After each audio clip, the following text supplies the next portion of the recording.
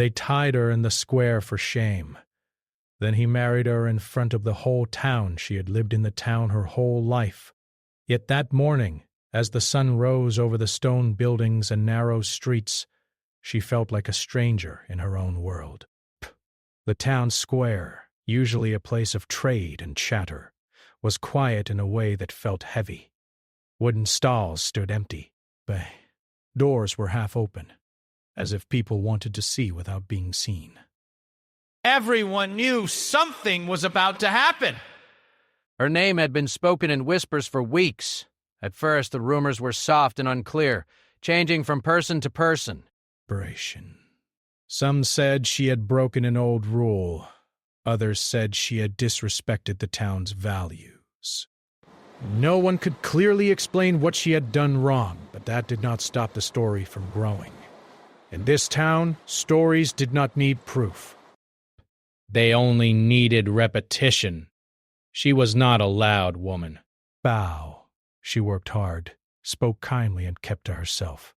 She helped her mother when she was alive, and after her passing she continued the same simple routine.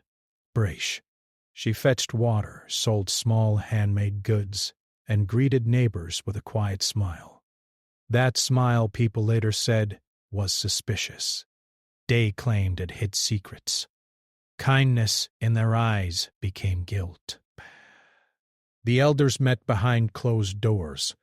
They were respected men, known for protecting tradition. To them, order mattered more than truth. They believed that if one person stepped outside accepted ways, the whole town could fall apart. They did not ask her to speak. They did not ask for facts. They decided an example needed to be made. By mid-morning, a small crowd gathered in the square. Some came out of curiosity. Others came because they believed they were doing the right thing. A few came because they were afraid that staying away might draw attention to themselves.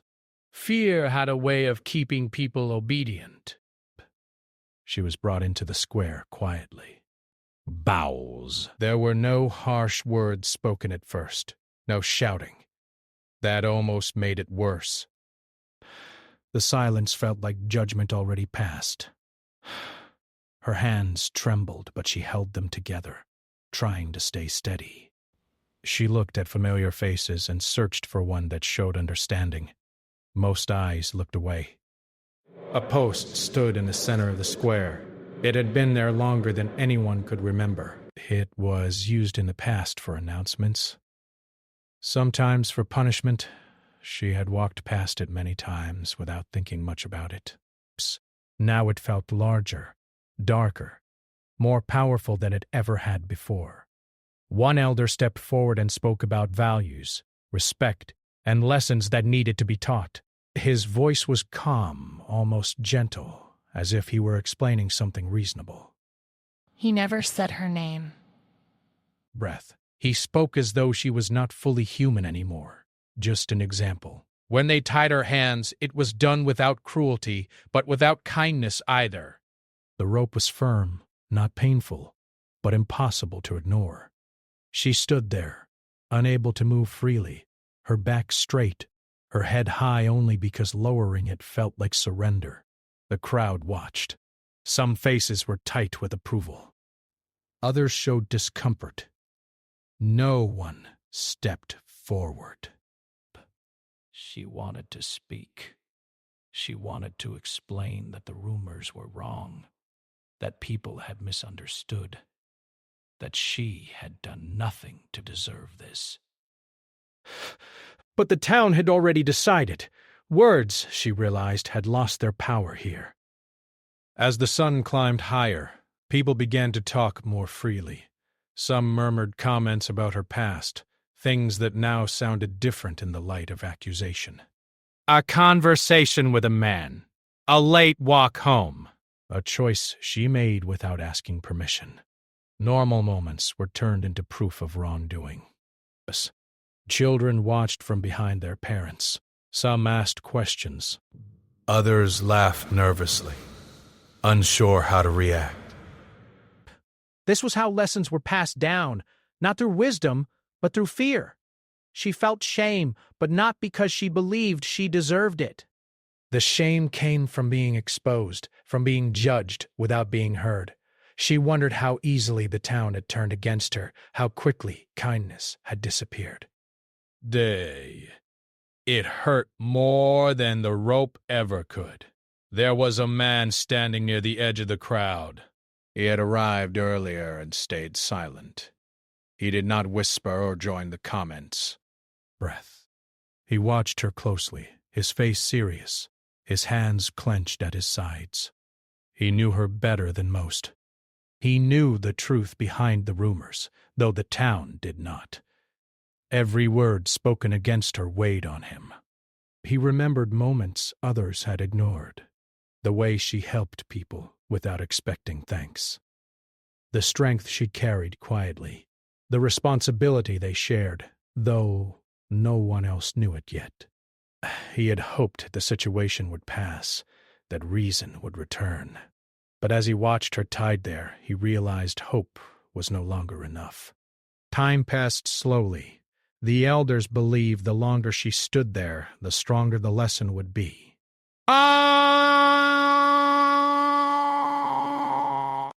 They believed shame could cleanse a person. They did not see how it also revealed their own cruelty.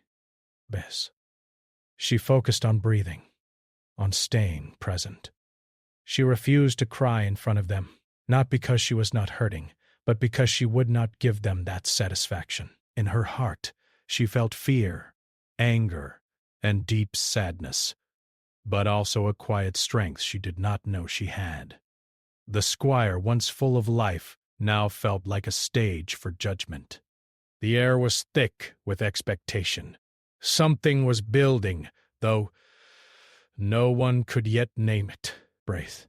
The elders thought the moment was under their control. The crowd thought the story was ending, but it was only beginning.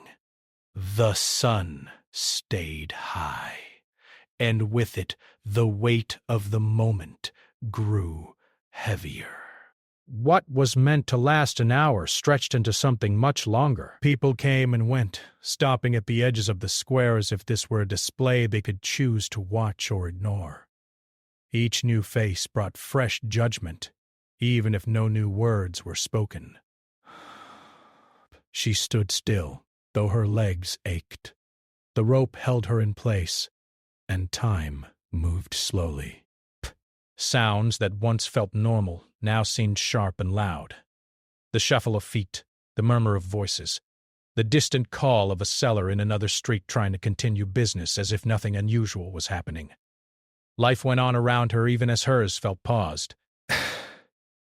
Some people began to speak more openly as they grew comfortable with the scene. They talked as if she were not there, as if she could not hear. One woman said this was necessary to keep order. A man nodded and said rules existed for a reason. Another added that letting one person go unpunished could invite chaos. Their words stacked on top of each other, forming a wall she could not break through. Yet not everyone agreed. A few stood quietly, arms crossed, faces tight with concern. Narration. They did not defend her aloud, but their silence was different. It carried doubt. Breath. Still, doubt without action changed nothing. Fear held their voices back. A group of young people watched from near the well. Some of them had grown up alongside her. They remembered her laughter as a child, her steady presence during hard times. They shifted uncomfortably, unsure how to fit those memories with what they were seeing now. Brass. It was easier to stay quiet than to challenge the crowd. She tried to focus on small things to steady herself. Barash. The warmth of the sun on her face. The cool stone beneath her feet. The steady rhythm of her breathing. She told herself she would survive this moment, even if it left marks no one else could see. From where he stood, the man felt each passing minute like a blow. He had not planned to be here this long. At first he had believed the elders would reconsider once they saw her standing there, calm and composed. He thought surely someone would speak up, someone with courage. But as time passed, he understood the truth. The town was more comfortable with punishment than with reflection. He noticed how people looked at her, not with curiosity anymore, but with certainty. The story had settled in their minds. Changing it now would be difficult. He felt anger rise, not only toward the elders, but toward himself. He had waited too long. His silence had helped create this moment. He remembered their last conversation. She had been worried, but hopeful. She believed that honesty mattered, that truth would protect her. He had wanted to believe that too. Now he knew the town cared less about truth and more about control. Burliers. The elders watched from a short distance, satisfied.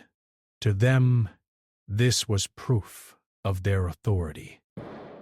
The crowd remained. No one rebelled. The lesson, they thought, was working. One elder spoke quietly to another, saying that order had been restored. They did not see the harm spreading beneath the surface. As afternoon approached, the mood began to shift. The crowd thinned slightly, but those who remained grew restless. Some were tired of standing. Breath. Others expected something more, an apology, tears, a breaking point. When none came, they felt confused. She was not behaving the way they expected. That calm unsettled them. A child broke free from his mother's grip and stepped closer.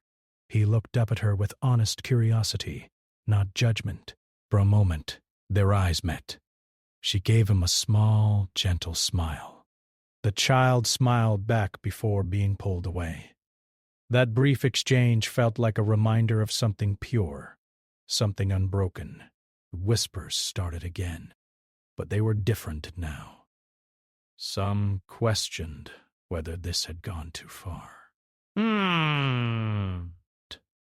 Others wondered what lesson was truly being taught. Doubt moved quietly through the crowd, not loud enough to cause change, but strong enough to crack certainty. The man noticed it too. He saw how people shifted, how their voices softened. He realized this was the moment where a single action could turn everything. His heart raced. He knew what he had to do, but the weight of it scared him. Stepping forward would mean revealing everything. It would mean standing against the town, the elders, and the comfort of silence. He looked at her again. She was tired now. Her shoulders sagged slightly, though her eyes still held strength. She had endured more than anyone should have, too. But if he waited any longer, the damage would deepen. The square grew quieter as the sun began to lower. Her shadows stretched across the ground, long and uneven. The crowd sensed something was changing, though no one could say what. The elders exchanged glances, unsure whether to end the punishment or extend it. She felt the shift, too. The air seemed charged, as if the town itself were holding its breath. Her body ached, but her mind sharpened. She sensed that this moment would not fade quietly. Something was coming. Breath. The man took a step forward, then stopped. Fear rushed in. What if he made things worse? What if the town turned on both of them? But then he remembered that doing nothing had already caused harm. Silence was not safety. It was surrender. He stepped forward again, this time without stopping. A few heads turned. Murmurs rippled through the crowd. Someone recognized him and whispered his name.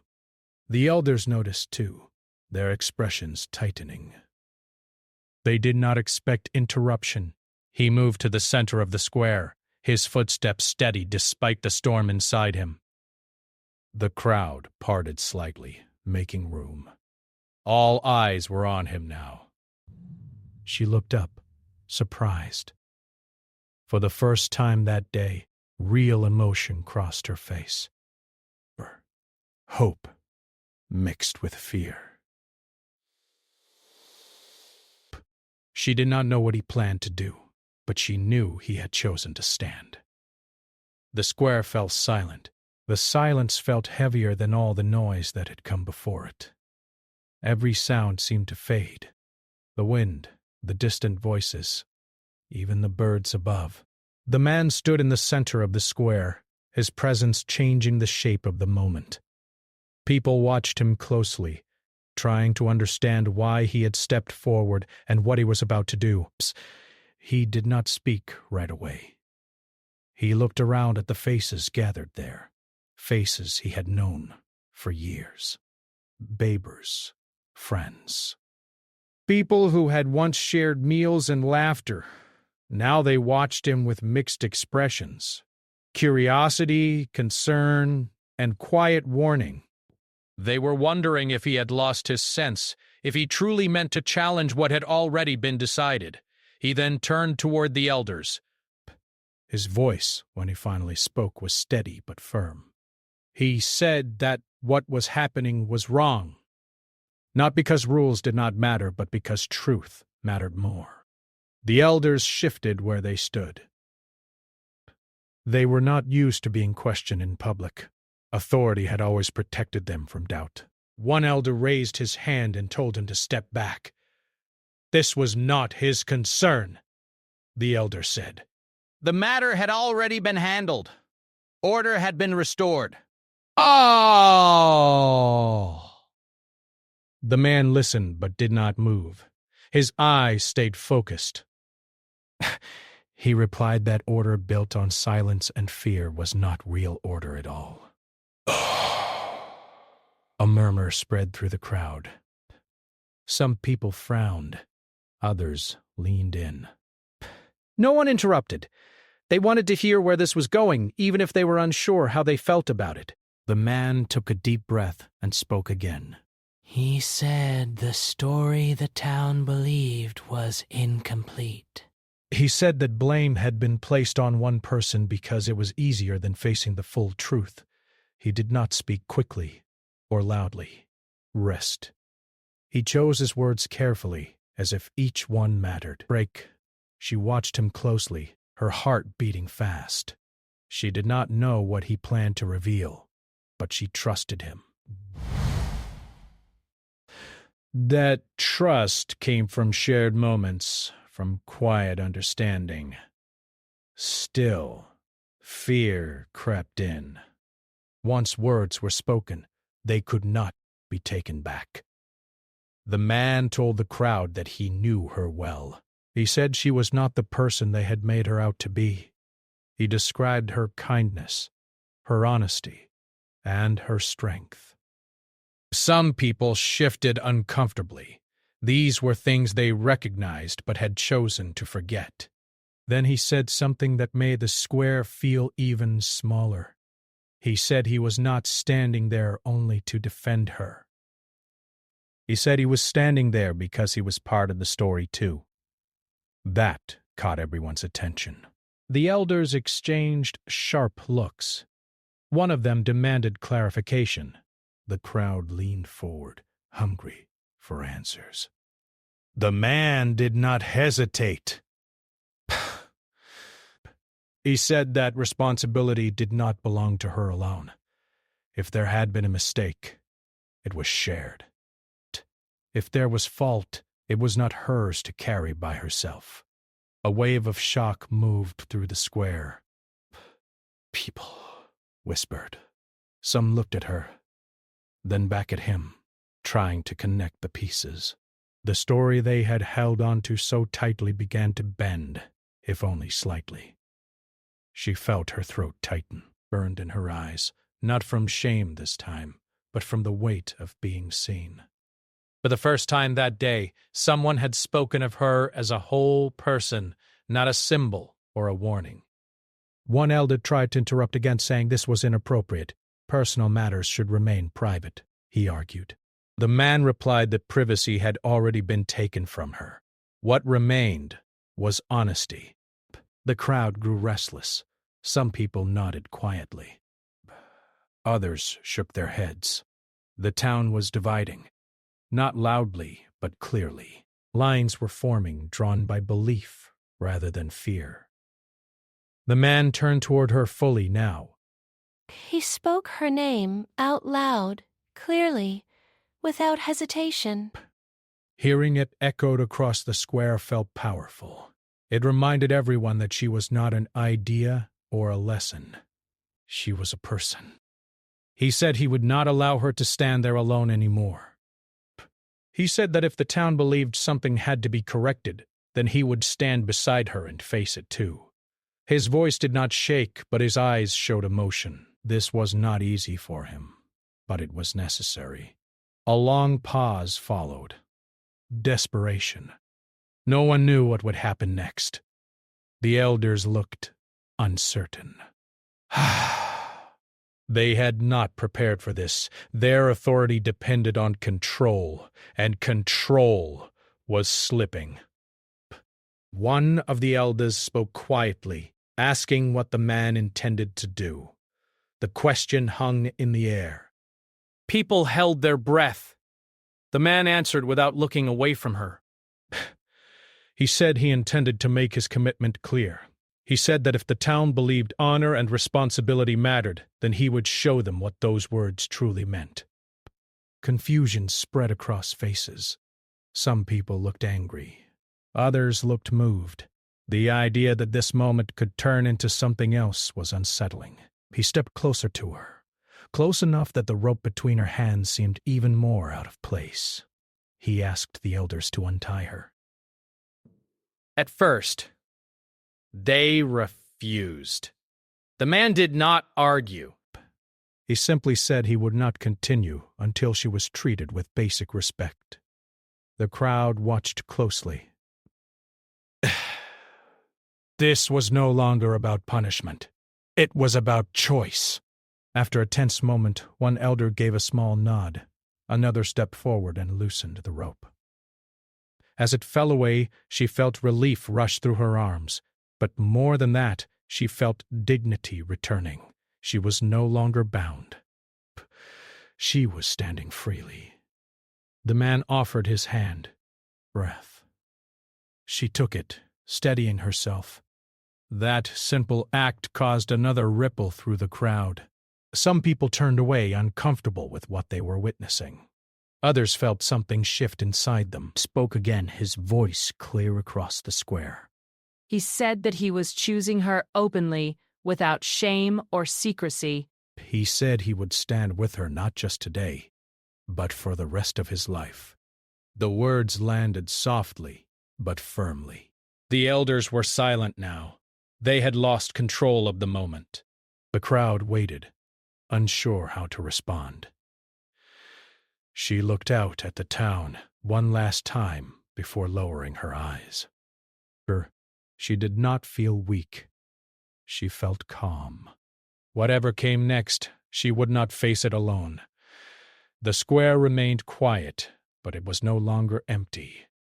It was full of possibility, uncertainty, and change. The story had turned, and everyone knew it. The moment stretched longer than anyone expected. The man still held her hand, and neither of them moved. The crowd stood frozen, unsure whether to speak, leave, or wait for permission. What had started as a public lesson had turned into something the town had never witnessed before. One of the elders cleared his throat. His voice did not carry the same confidence it had earlier. He reminded the crowd that this square was a place of order and tradition. He said decisions could not be made lightly or in the heat of emotion. But even as he spoke, his words felt weak. The ground beneath his authority had shifted.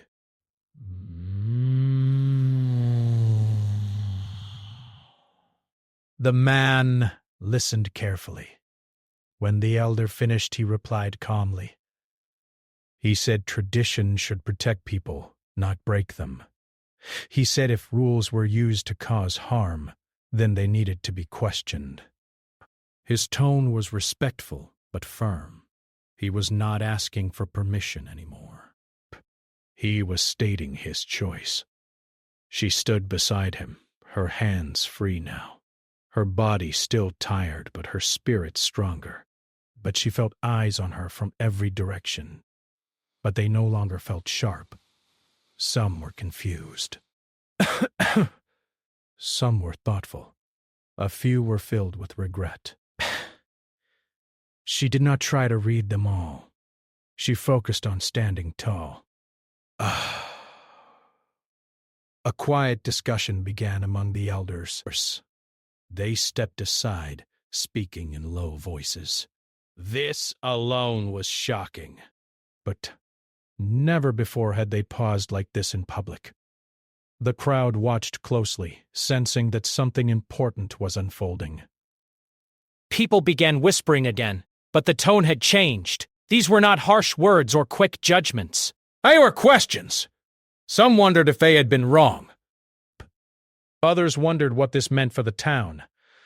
A few worried about what might happen next if authority could be challenged so openly. A woman near the front wiped her eyes. She remembered a time when she herself had been judged unfairly, though not so publicly. Frowned.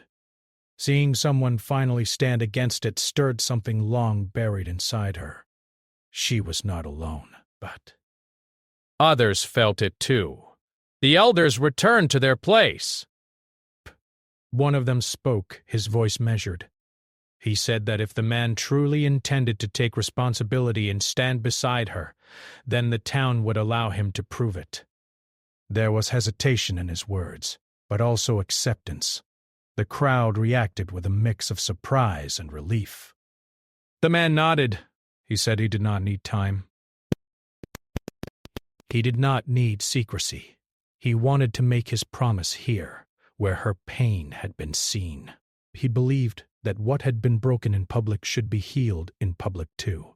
A wave of silence moved through the square. People understood what he meant before he said it clearly. Some gasped softly. Others covered their mouths. A few shook their heads in disbelief. He said he wished to join his life with hers, openly and honestly, in front of everyone who had judged her. He said he wanted the town to witness not shame, but commitment. Prius, not punishment, but unity. She felt her breath catch. Though she had sensed something like this might happen, hearing it spoken aloud overwhelmed her. She looked at him, searching his face. She saw no doubt there, only determination and care. Tears filled her eyes, but she did not turn away. Best. She nodded slowly, her voice quiet but clear when she spoke. She said yes. That single word carried more strength than any speech that day. The crowd reacted in waves. Some people clapped softly without realizing it. Others stood stunned. A few elders looked uncomfortable, but none stopped what was happening. The moment had moved beyond their control. There was no grand preparation, no decorations, no music. But someone brought a small cloth, clean and simple, and placed it over her shoulders. Breath. Another person stepped forward to stand as a witness. Even those who had judged her earlier now felt the weight of what they were seeing. The vows were spoken plainly, promises of support, honesty, and shared life. Pay. Nothing dramatic, nothing practiced. Just words spoken from truth. The square, which had been filled with judgment hours before, now held something gentler. As they finished, the man lifted her hand and held it firmly. He did not look at the crowd. He looked only at her. In that moment, the town faded away. Slowly, people began to respond. Some stepped closer, offering quiet congratulations. Others left quietly, unsure how to process what they had witnessed. A few elders nodded stiffly and turned away. Their power diminished. She felt lighter than she had all day. The weight of shame that had been placed on her no longer belonged to her. It had fallen away, replaced by something stronger. She was not defined by rumors or judgment anymore. She was defined by choice. The square did not look the same as it had that morning. It felt changed, as if the stones themselves remembered what had happened. People would talk about this day for years, she knew, but the story would not be what the elders had planned. Desk. As the couple prepared to leave the square together, she glanced back once. She saw faces filled with thought, with doubt, with new understanding. Desk. Not everyone had changed, but something had started. They walked away side by side, not rushed, not hiding. The town watched them go, knowing they had witnessed something they could not undo. What had been meant as a moment of control had become a moment of truth. And though the future was uncertain, one thing was clear: nothing in that town would ever be quite the same again. They left the square slowly, not because they were unsure, but because they refused to rush away as if they had done something wrong. The path out of the square felt longer than usual. Every step echoed with memory. This was the same place where she had stood tied, surrounded by judgment. Now she walked free, her hand in his, her back straight. People watched from doorways and windows. Some bowed their heads. Some stared openly. A few turned away, unwilling to face what they had seen. No! One stopped them! No one spoke loudly. The town felt quieter than it ever had before, as if it were thinking. When they reached the edge of the square, she paused. She took a deep breath and looked around one last time. Breaths. This place had taken something from her, but it had also given her something unexpected. It had shown her who she truly was, and who was willing to stand beside her. She did not feel anger anymore, only clarity. They walked on toward a small home on the far side of town. It was simple, with worn steps and a narrow door, but it felt safe. When they stepped inside, the noise of the world faded. For the first time that day, she allowed herself to sit. Her body finally released the tension it had been holding. Her hands trembled slightly, not from fear, but from everything finally catching up. He sat beside her, not speaking at first. Silence between them felt natural. After a while he apologized, not because she asked him to, but because he needed to. He told her he was sorry he had waited so long to step forward. She listened, then gently shook her head. She said what mattered was that he had chosen to stand when it counted most. Outside, the town continued to move, but differently now. Groups gathered, talking quietly. Some argued. Some reflected.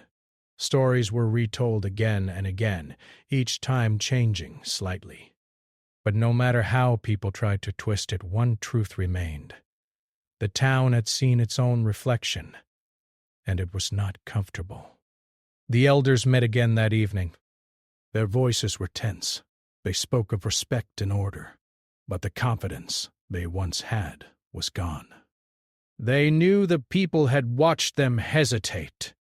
Authority once cracked does not easily repair itself.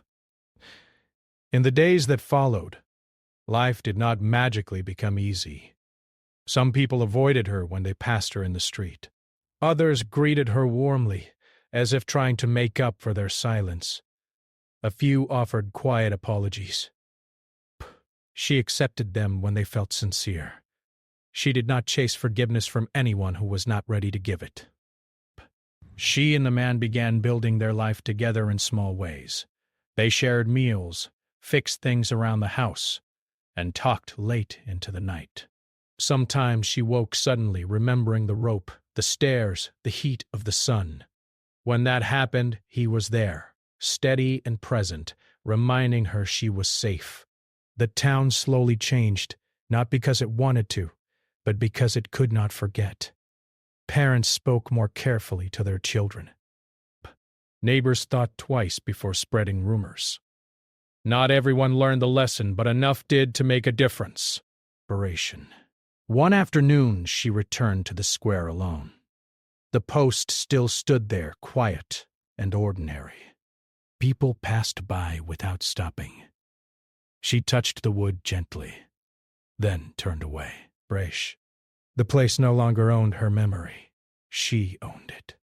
Over time, her name was spoken differently. Not with pity, not with judgment, but with respect. People remembered her courage. They remembered the man who stood beside her. They remembered the day shame lost its power. Years later, new faces filled the town. Children grew into adults who had heard the story many times. It was told as a warning, but also as hope, a reminder that silence can harm and courage can heal. She never forgot that day, but it no longer hurt the way it once did. It became part of who she was, not as a wound, but as strength. And when she walked through the town, she did so freely, knowing that even in the face of judgment, dignity could be reclaimed. The square remained, the town remained, but something essential had changed forever. And that change began the moment one person chose truth over fear and love over silence.